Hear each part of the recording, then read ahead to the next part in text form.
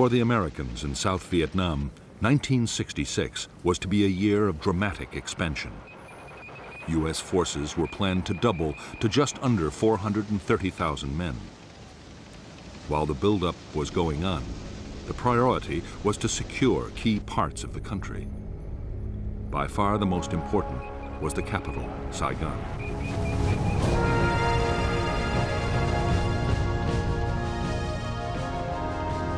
Saigon was a teeming city of 2 million people. It was the seat of the South Vietnamese government and the location of South Vietnamese and American military headquarters. Above all, Saigon was the symbol of the South's independence from the communist North.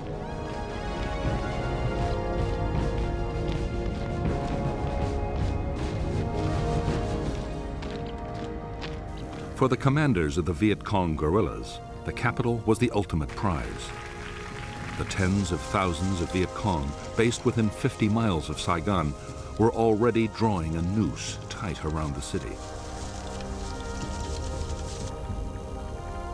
Powerful guerrilla units were pushing right up to Saigon's doorstep.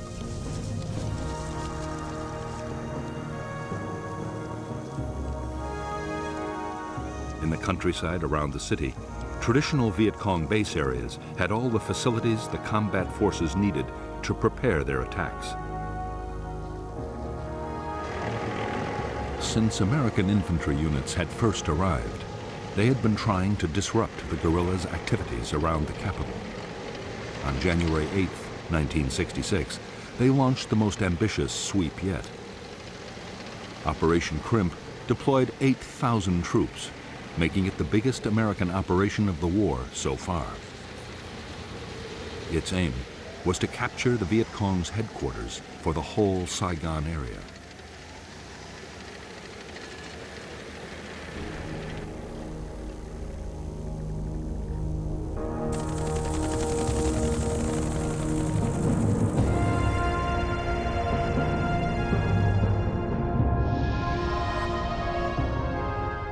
The Viet Cong headquarters for Saigon was believed to be somewhere in the Cu Chi district, the communist stronghold barely 20 miles from the capital.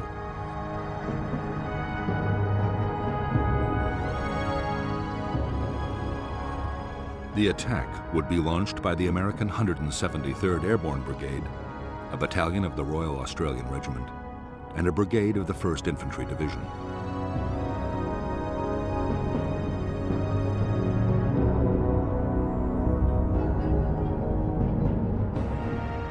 North of Cu Chi town was the disused Phil Hall rubber plantation and the forested area the Americans called the Hobo Woods.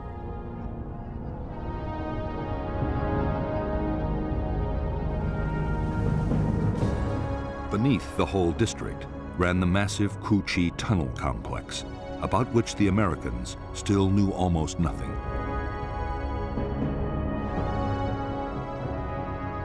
In the tunnels were the Viet Cong's Cu Chi military headquarters, a signals intelligence unit, 2 hospitals, the Saigon political office, and the Saigon regional military headquarters, the one the Americans were looking for.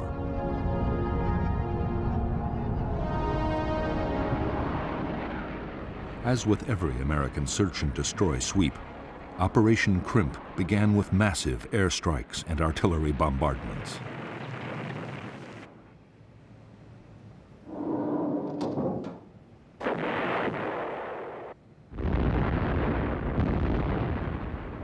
NLF agents had, long before, warned that a big American operation was coming.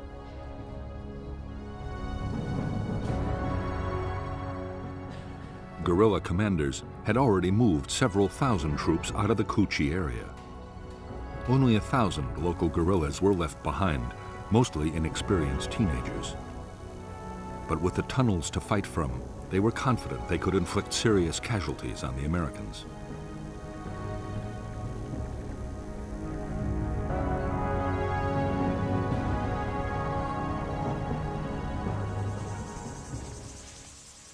Right from the start, as the Americans attacked into the Hobo Woods, They faced rifle fire, grenades, and booby traps.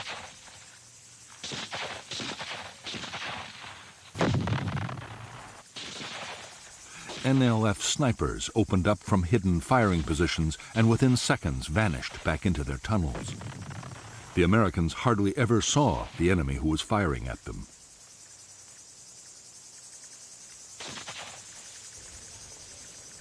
As the days went on, the Americans grew ever more frustrated and demoralized. Dozens of men were killed or injured.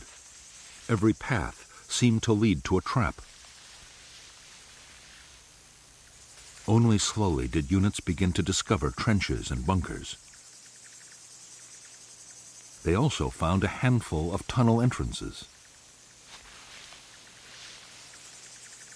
Still, no one had any idea of the sheer scale of the complex beneath their feet.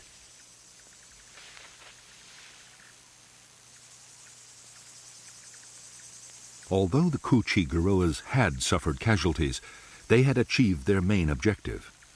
The tunnel complex and headquarters had survived virtually intact, as had the whole Viet Cong organization in the area.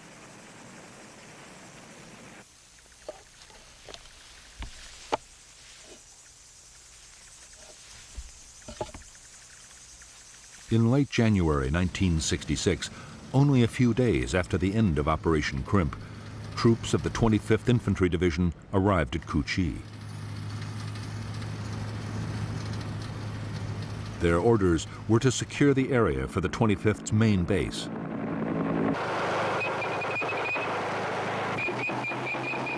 The Americans succeeded in pushing out a perimeter using every ounce of firepower they could muster.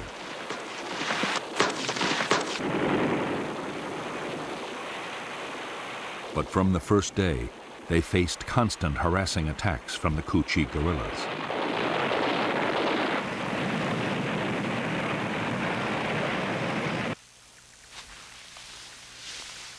For months, the 25th Infantry Division was plagued by mysterious gun and grenade incidents inside its camp. Slowly, to the horror of the Americans, it was discovered they came from tunnels dug under the base itself.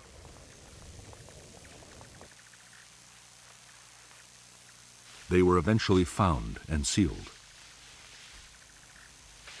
But the main tunnel complex, only a few miles away, would keep its secrets for years to come.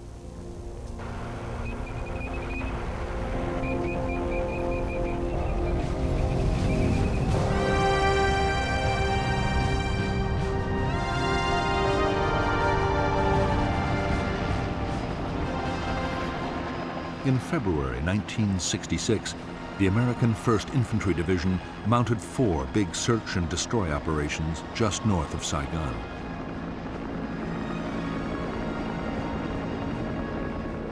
The result was disappointing. There were clashes with units from 2 Viet Cong regiments, but there were no major battles.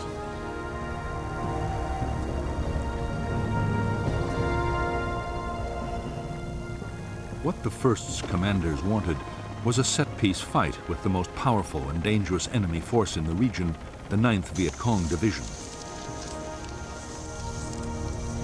The 9th was made up of veteran regiments and was constantly on the move. The division was now poised to launch its spring offensive.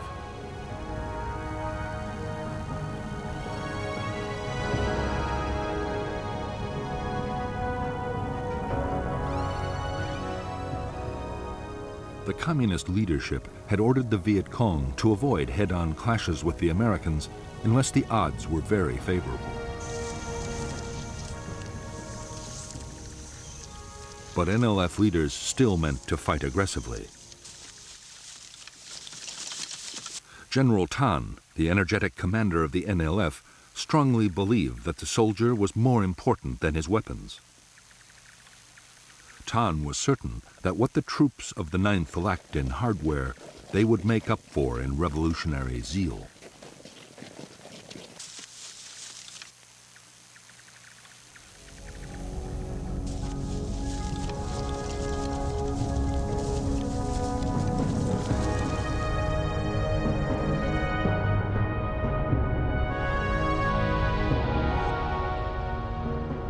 From the 9th Division's bases in War Zone C, 2 regiments headed into the Viet Cong strongholds of the Iron Triangle and War Zone D. At the same time, the 2nd Brigade of the American 1st Division was pushing into War Zone C, and the 3rd Brigade was moving into the Iron Triangle. The first clash came on March 5, 1966, when the whole 272nd Regiment attacked a battalion of the 3rd Brigade at Lo Qui. Intense U.S. air and artillery strikes drove off the attackers. 2 days later, the American 1st Brigade, with a battalion of the 173rd Airborne, swept into War Zone D.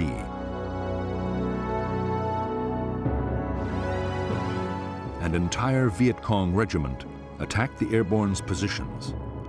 Again, devastating U.S. artillery fire turned back the assault.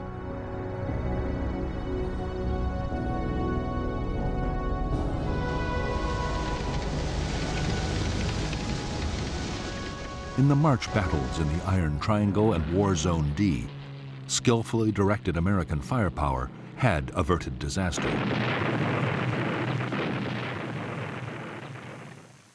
Hundreds of Viet Cong had been killed by artillery and airstrikes.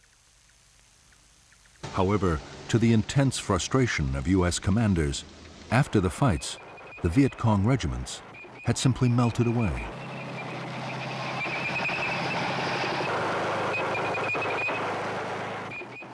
During the weeks that followed, the Americans kept up the tempo of search and destroy operations in front of Saigon. Commanders were determined to make contact with the enemy.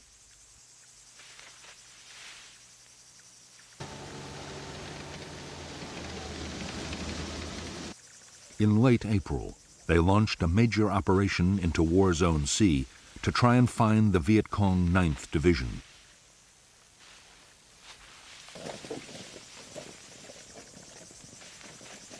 Operation Birmingham lasted for 3 weeks. More than 5,000 American troops of the 1st Infantry Division took part. They were backed by huge numbers of helicopters and armored vehicles.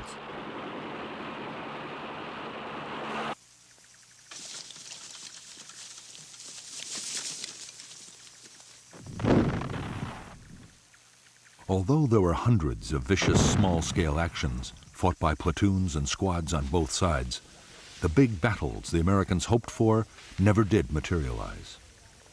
In 3 weeks, only 100 Viet Cong were killed.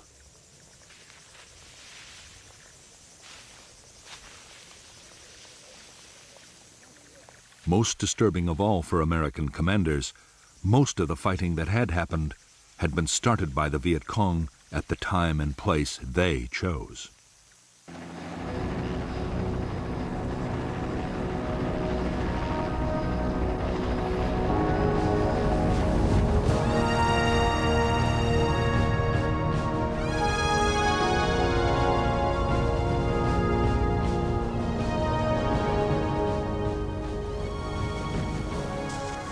From the start, the Vietnamese had followed the 7 principles of guerrilla warfare laid down by the Chinese leader Mao Zedong.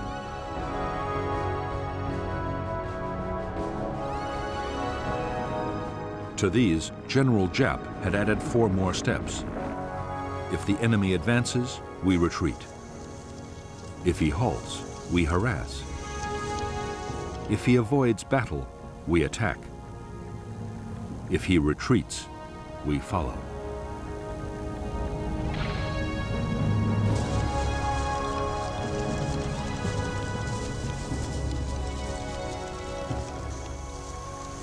Almost every search and destroy operation the Americans had launched had been met with Giap's tactics. The places the Americans were most likely to land their helicopters were set up for ambushes. Trails were quickly booby-trapped and mined, and snipers left in place. If the Americans did stumble onto a big NLF unit, the chances were it was occupying prepared fortifications with tunnels, bunkers, and trenches.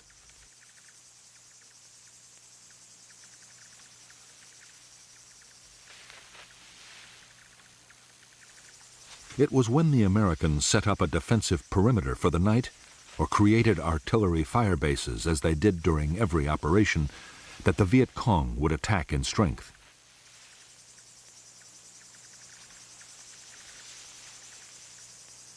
Always, the guerrillas had a plan for breaking off the battle if the opposition got too tough.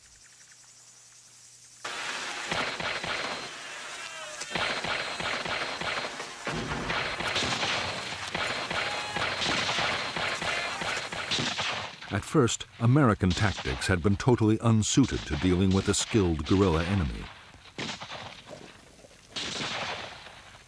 With hard-won experience, that was changing.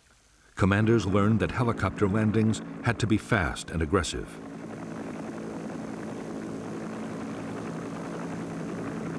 Sergeants taught their men not to bunch up, but to stay spread out. Otherwise, a machine gun or a mortar round could kill several men at once.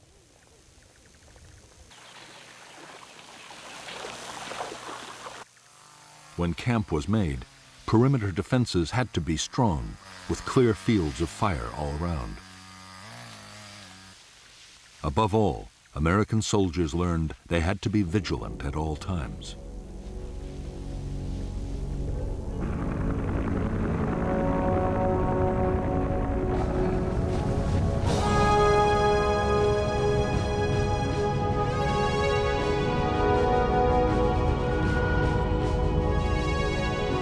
By mid-1966, the U.S. Commander General Westmoreland was getting more and more impatient.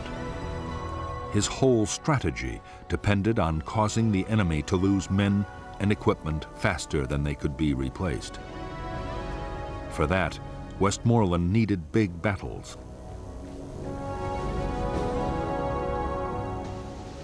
He ordered the 1st Division to make more substantial contact with the Viet Cong.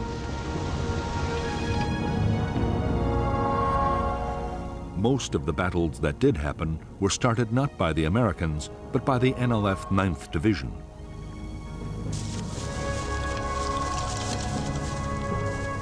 Route 13, linking Saigon to the Cambodian border, was the site for major ambushes.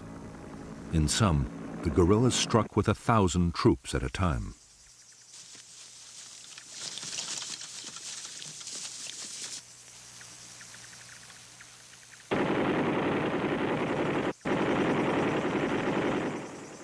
In one attack after another on Route 13, U.S. tanks and armored vehicles were destroyed. On June 30th, 1966, a major battle nearly ended in complete disaster for the Americans. It was fiercely effective air and artillery support that saved the day.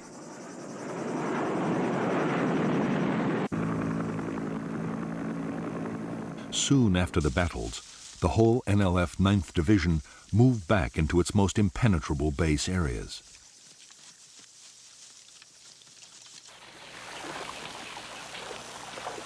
Some crossed over into Cambodia. There, General Tan meant to rebuild the division for a new campaign in November, the start of the next dry season.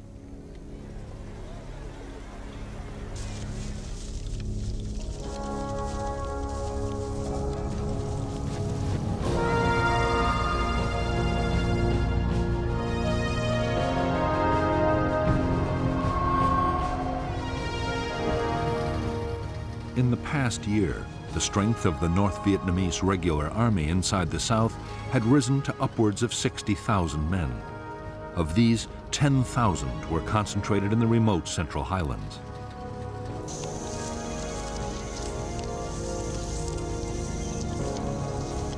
It was this area that General Giap, the North Vietnamese army commander, saw as a killing zone, a battlefield on which enormous casualties could be inflicted on the enemy.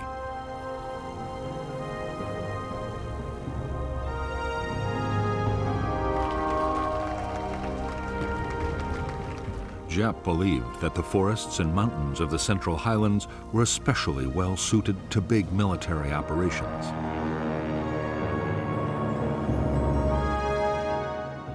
Whole regiments could be hidden, and the highland weather could be relied on to disrupt American air power.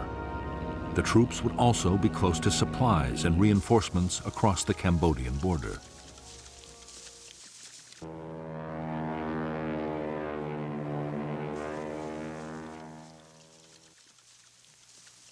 As fighting units, the NVA were tough, well-disciplined, and well-trained. For months, they had been constantly on the offensive.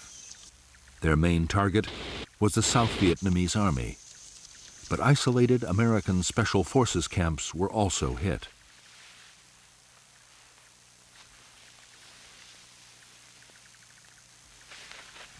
Increasingly, attacks were carried out by units up to 2,000 strong.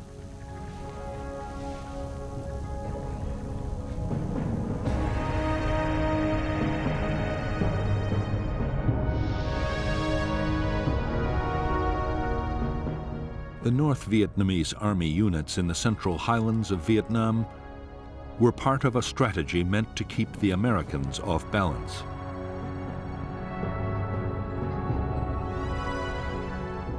There were powerful NVA divisions on the demilitarized zone, separating North and South Vietnam. And there were the NLF regiments opposite Saigon.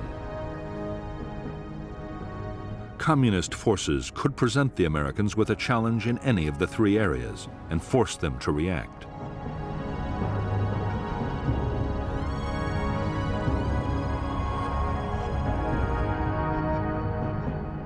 By the middle of 1966, North Vietnamese units crossing the demilitarized zone had successfully drawn the U.S. Marines north.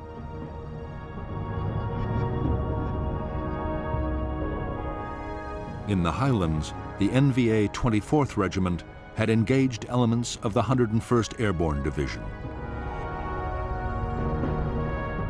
The 1st NVA Division had pulled a U.S. infantry brigade and the 1st Air Cavalry towards the Cambodian border.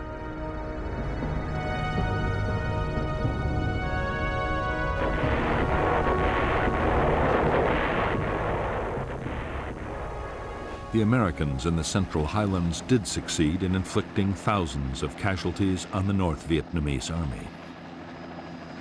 But in some of the most arduous fighting country in Vietnam, the Americans found it impossible to trap large enemy units.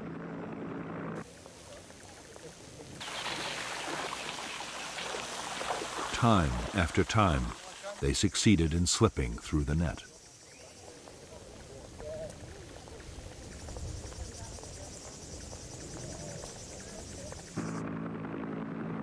Although the American military were killing 5 North Vietnamese soldiers for every one of their own losses, Northern commanders were still confident. General Giap was sure that his forces could stay on the offensive and take heavy casualties as long as there were no dramatic defeats. The manpower potential of North Vietnam had barely been tapped.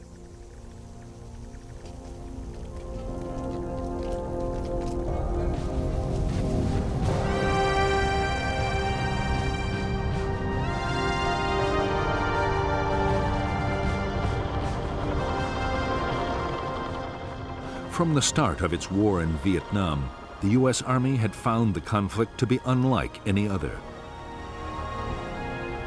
As Viet Cong attacks proved every day, there was no front line. Each side controlled only the territory immediately around its positions or its bases. The Army was calling it area war.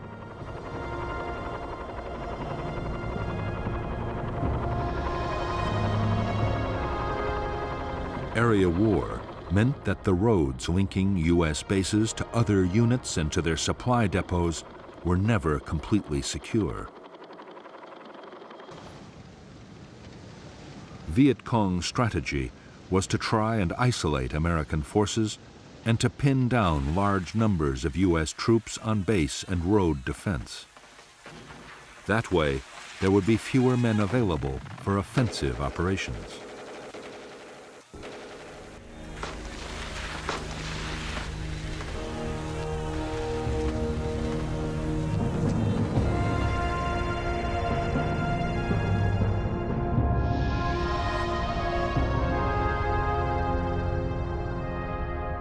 The supply lifelines for the 25th and the 1st U.S. Infantry Divisions were the roads linking their major bases to Saigon, Bien Hoa Air Base, and Long Binh, the biggest supply depot in Vietnam.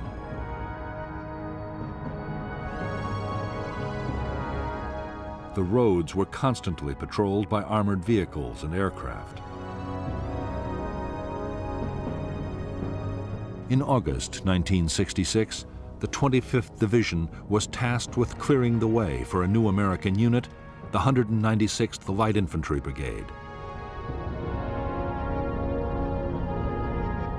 The 196th was to be based at Tan Ninh to secure Route 22, running through the NLF base area of War Zone C.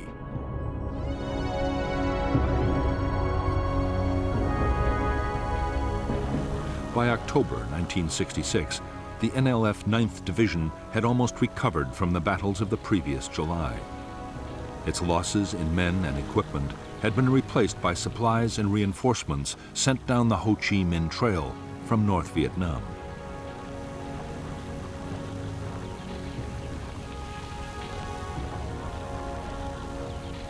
With the dry season coming, the 9th was busy in War Zone C, preparing for its next offensive.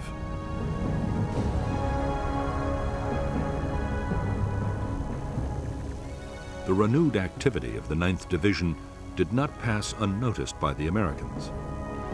Special Forces units mounted an intense reconnaissance effort deep inside Viet Cong territory.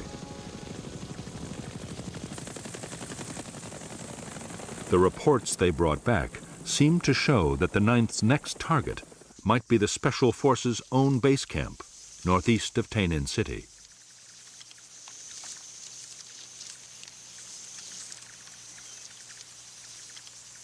American commanders were determined to disrupt the Viet Cong's plans. The 196th Brigade was ordered to mount aggressive search and destroy sweeps near the Special Forces camp area. The sweeps, starting on September 14, 1966, were codenamed Operation Attleboro.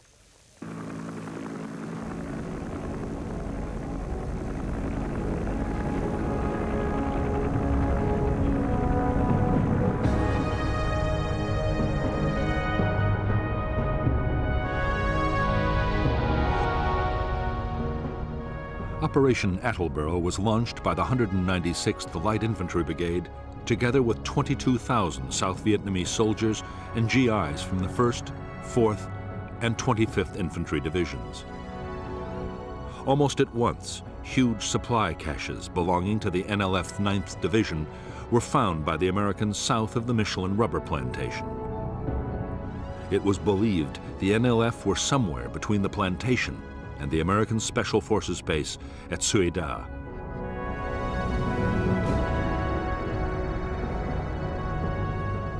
While one battalion made a helicopter landing, the other battalions pushed towards it on foot.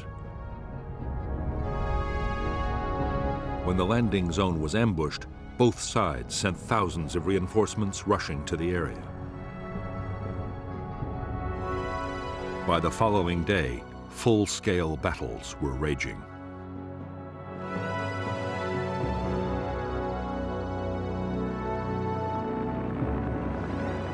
In the first days of Operation Attleboro, almost every fresh American unit sent in was ambushed.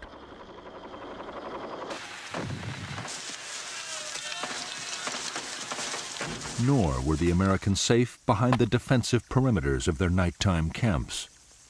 NLF units struck with thousands of men at a time and came close to wiping out whole American formations.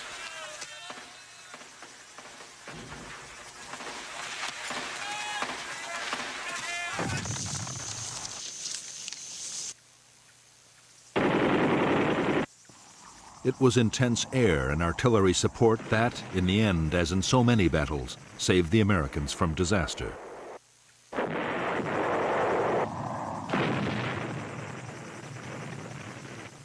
Even then, many of the NLF battalions were attacking out of bunkers, trench lines, and tunnels, and were sometimes able to withstand the most punishing bombardments. The inexperience of the 196th was also telling. Tactical coordination between the brigade's units was poor.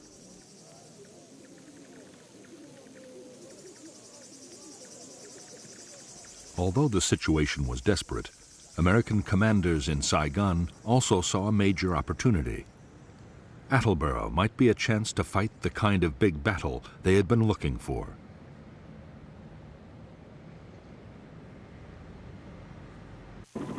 The 1st Infantry Division raced 2 brigades to the area, and unit after unit was piled on.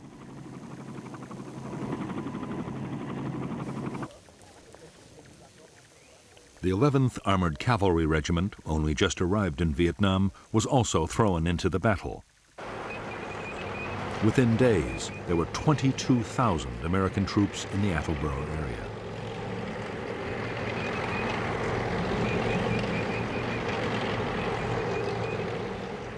The massive buildup of American forces was the NLF's cue to disengage.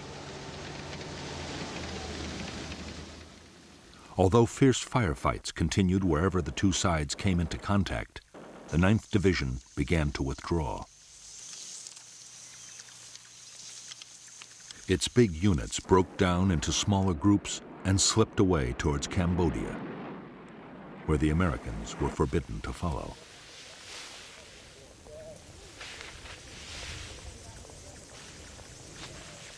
In Operation Attleboro, the Americans had failed to destroy the 9th Division in an all-out battle.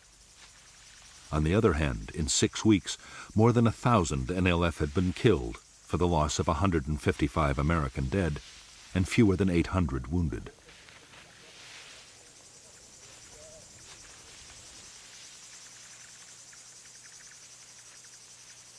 U.S. troops had captured a massive amount of enemy stores and documents, and Viet Cong plans for the coming months had been badly disrupted.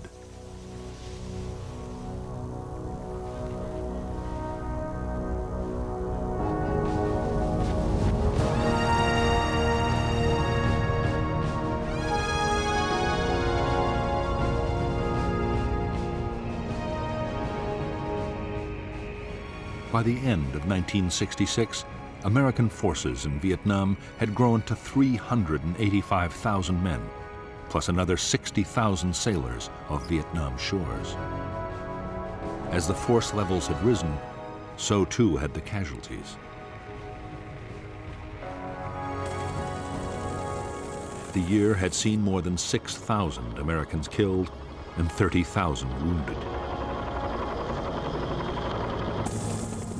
The biggest problem for American commanders was that their timetable was slipping badly. By now, the Viet Cong should be losing men faster than they could be replaced. General Westmoreland had to concede that U.S. forces had come nowhere near achieving that goal. An estimated 61,000 Viet Cong had been killed in the past year, yet their troops had gone up to more than 280,000.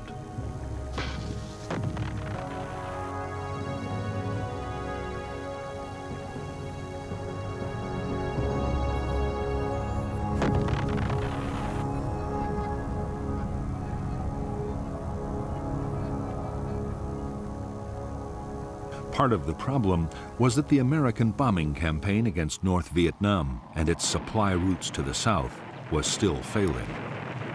More men and materials were reaching the guerrillas than ever before. The Viet Cong had also stepped up their recruiting.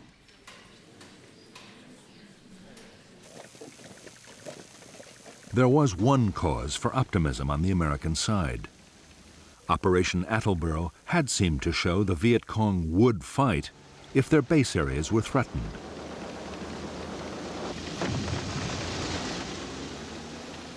The latest plan was to go back into War Zone C with even greater forces. But first, the Americans wanted to solve an immediate problem. The districts just in front of Saigon, the Iron Triangle and Cu Chi, were still major Viet Cong strongholds.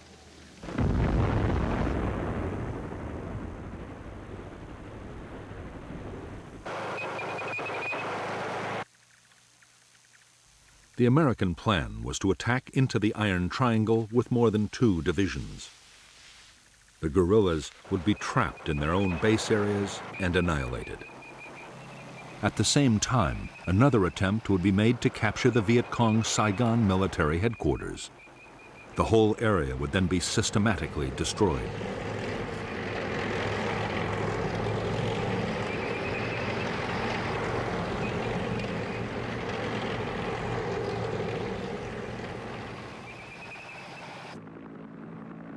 Before the attack, American aircraft dropped 20,000 leaflets telling the population to leave at once.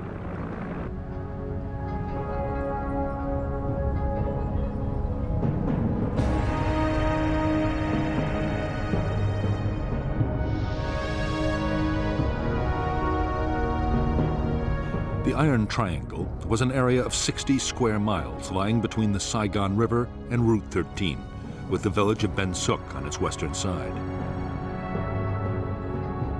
A major Viet Cong tunnel complex ran under the whole district. The 272nd Regiment of the NLF was operating there, along with 2 battalions of NLF Main Force, 2 independent NLF battalions, and the Phu Loi Battalion. But on the eve of the American offensive, most troops were withdrawn. Only local NLF companies were left to defend important installations. The American plan for Operation Cedar Falls was that the 25th Infantry Division and other units would occupy blocking positions on the western side of the Saigon River, forming an anvil. The 1st Division and the 173rd Airborne Brigade would assault from the north and the east, with a battalion landing at the village of Ben Suc. Meanwhile, the 11th Armored Cavalry Regiment would act as the hammer, smashing through the center of the triangle.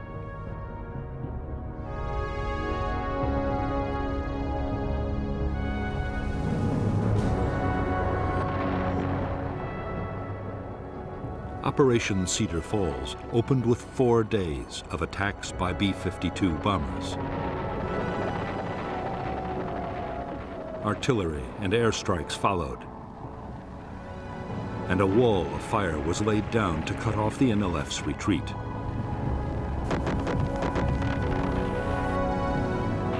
On January 8, 1967, 16,000 U.S. and 14,000 South Vietnamese Army troops moved out of their bases in fleets of helicopters, armored personnel carriers, trucks, and boats.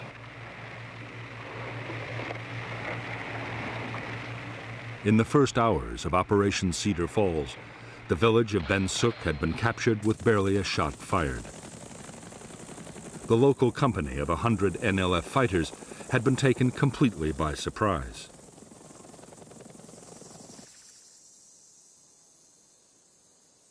As the village's 6,000 inhabitants were rounded up for interrogation, bulldozers began to level every building in sight.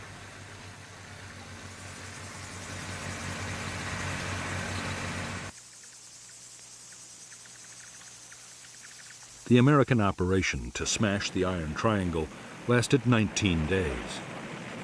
With only local Viet Cong left to defend the area, and most of those hidden in tunnels, there was almost no heavy fighting. American losses were 72 killed and 337 wounded, mostly to snipers and booby traps.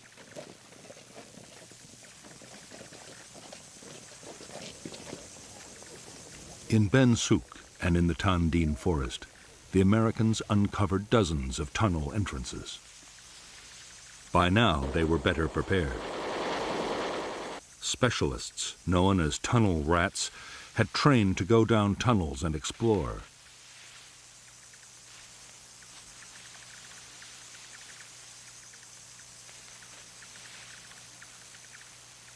In the cramped spaces underground, they faced gunfire, booby traps, and mines. The problem was, there were only a handful of tunnel rats, and the complexes were enormous. Whenever tunnels were found, the Americans made determined efforts to destroy them. Demolition charges, explosive gas, and flooding were all tried. Riot control agents were pumped in to try and force the Viet Cong to come out.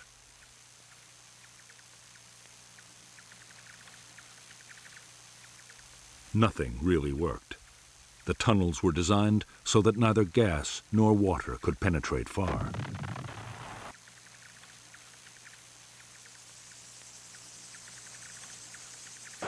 The Americans had discovered only a small number of the Viet Cong installations hidden in the Iron Triangle. But those they did find yielded astonishing quantities of material. There was enough rice to feed 13,000 guerrillas for a year, along with over 7,000 uniforms, a huge underground hospital, and over a ton of medicine. 500,000 documents were discovered, including detailed maps of air bases and the private addresses of Americans in Saigon.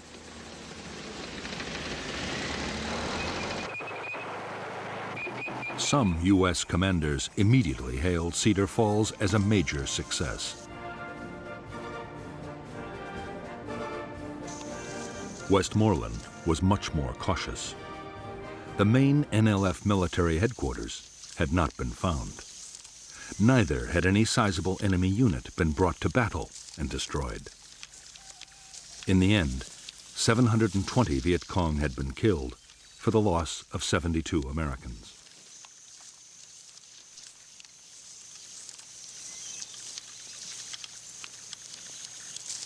One aim of Operation Cedar Falls was achieved. The Iron Triangle was completely and utterly destroyed. After its inhabitants were moved out to refugee camps, the district was turned into an uninhabitable wasteland. Huge Rome plows cut 20-foot wide avenues crisscrossing the forest to make any movement instantly visible from the air. These massive machines could plow the tallest trees into the ground. 60 square miles of forest near Saigon were plowed under in the Iron Triangle. Afterwards, Operation Ranch Hand aircraft sprayed lethal defoliants to destroy the jungle cover and make it impossible to grow crops.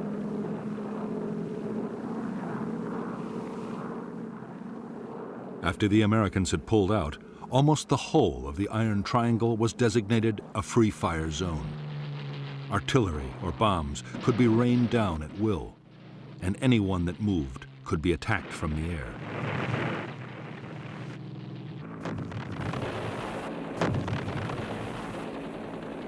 Yet to the astonishment of the Americans, within weeks of Operation Cedar Falls, the Viet Cong were active again in the Iron Triangle.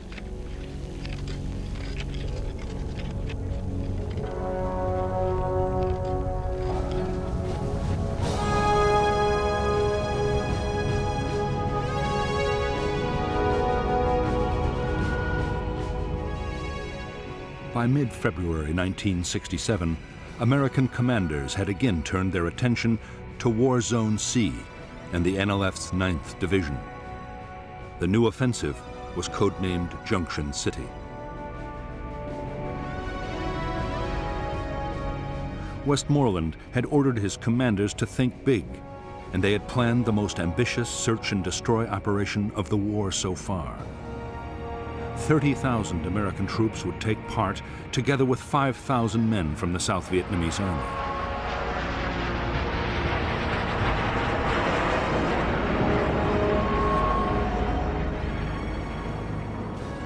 The main targets of Operation Junction City were the Viet Cong's biggest base areas and their main military headquarters for South Vietnam. This was known as the Central Office for South Vietnam, or Cas Vinh. However, Cas Vinh never existed as a place. In reality, the military and political leadership of the Viet Cong were always mobile.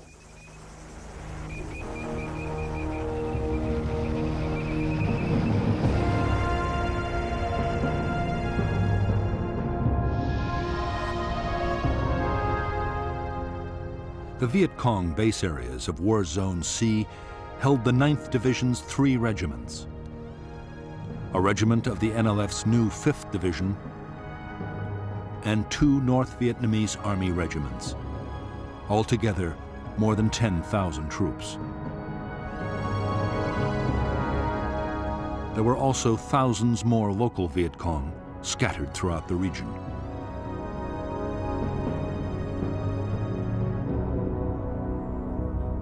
Operation Junction City called for 2 American brigades to block the Viet Cong's escape to the west over the Cambodian border. 2 more would block to the east.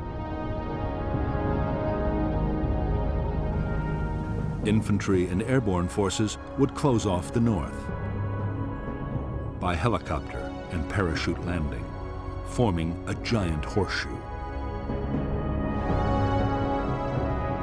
Armored cavalry and infantry brigades would then sweep northwards, overrunning all enemy units in their path.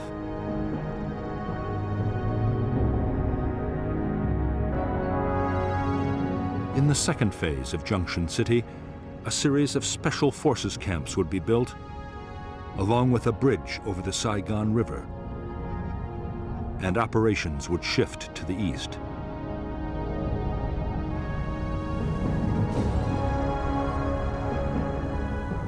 By February 21st, 1967, the Americans were ready to launch Junction City. The blocking forces to the west and the east were in place.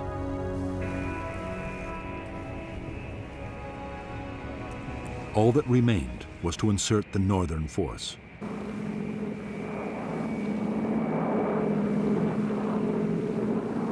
In one of the largest air-mobile assaults ever, 240 helicopters swept over Thanh Ninh province. Fighter bombers and helicopter gunships hammered the landing zones.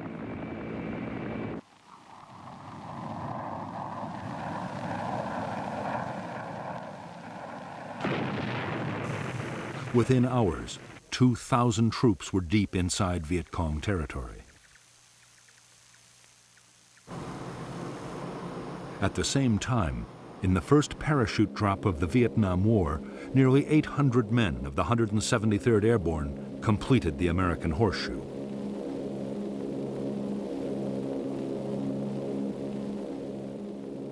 The day after the massed air-mobile landings, infantry and mechanized units began pushing north into the Horseshoe.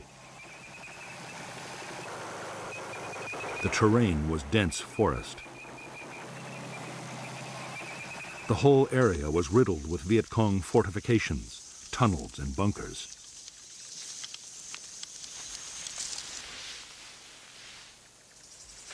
Although there were scattered firefights, and the Americans lost men to snipers and booby traps, there were few big actions.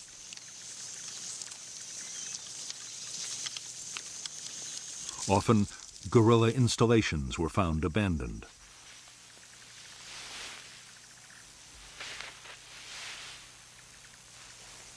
The battles that did happen were started by the Viet Cong. Powerful units twice attacked elements of the 1st Infantry Division at Prek Lok.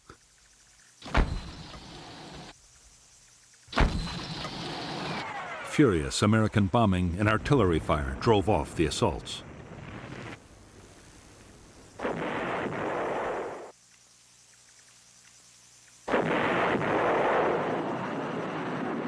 Because the Viet Cong had begun the battles, they were also able to break off the fight whenever they chose. Nor were the American blocking forces able to trap them and make them fight. The dense vegetation meant the guerrilla battalions could break down into platoons and filter through American lines. By now, the Viet Cong military leadership the Americans were searching for had also slipped away across the border into neutral Cambodia.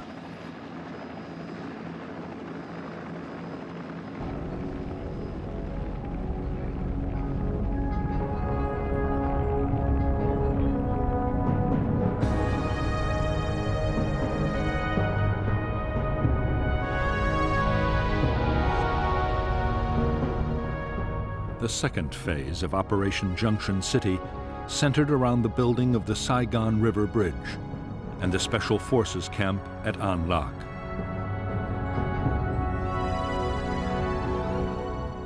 Convoys of trucks shuttled up and down Route 13 with building materials. For defense, artillery fire bases, including Fire Support Base 20, were scattered along the road. Firebase Gold and Landing Zone George were created for search and destroy sweeps.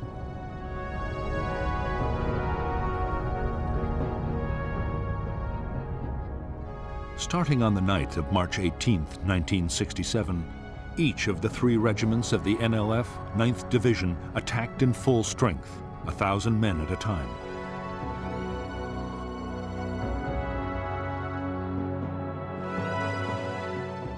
Each attack was driven off by overwhelming American air and artillery fire.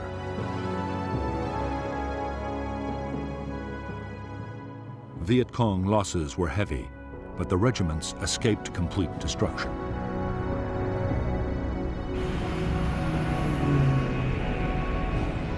Operation Junction City lasted 72 days. By its end in May 1967, this operation, coupled with the Cedar Falls offensive, had cost 282 American lives and 1,500 wounded. Nearly 3,000 Viet Cong had been killed. Guerrilla bases had also been overrun and installations destroyed. American troops had captured large quantities of stores, equipment, and weapons.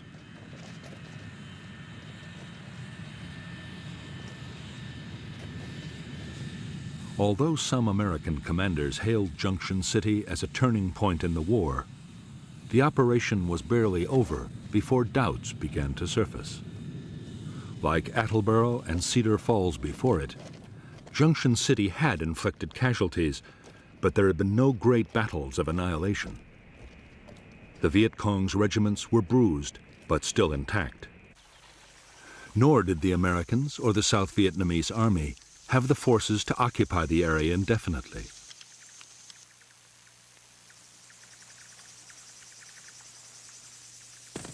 As soon as they had gone, the Viet Cong regiments returned to rebuild their base areas and reclaim War Zone C.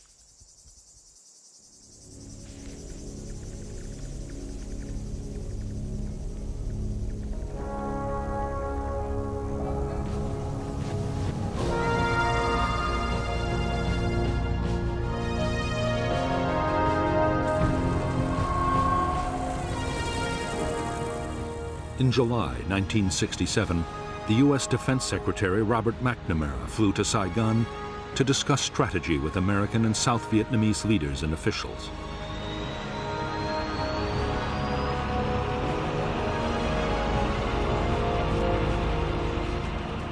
By now, the Viet Cong's big units were supposed to be smashed. Instead, Viet Cong numbers were still growing, and there was no sign the enemy was about to give up the fight.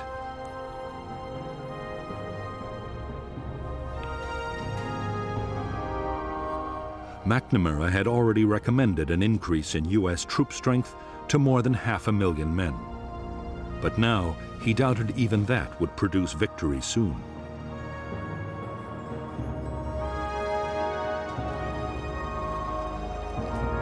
Back in Washington, McNamara advised President Johnson to plan for a long war in Vietnam. There should be less emphasis on battlefield victories. More attention should be paid to long-term measures, like helping the South Vietnamese government win control of the villages.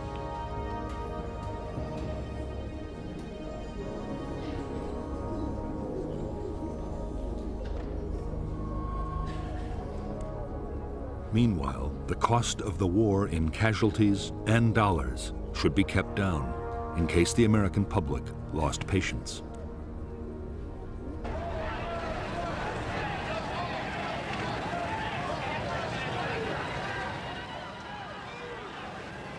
In the summer of 1967, just as the Americans resigned themselves to a long war, the Vietnamese communists changed their strategy. For 2 years, the Viet Cong had been patient, content to inflict casualties and keep on fighting. Now, they meant to risk an all-out offensive.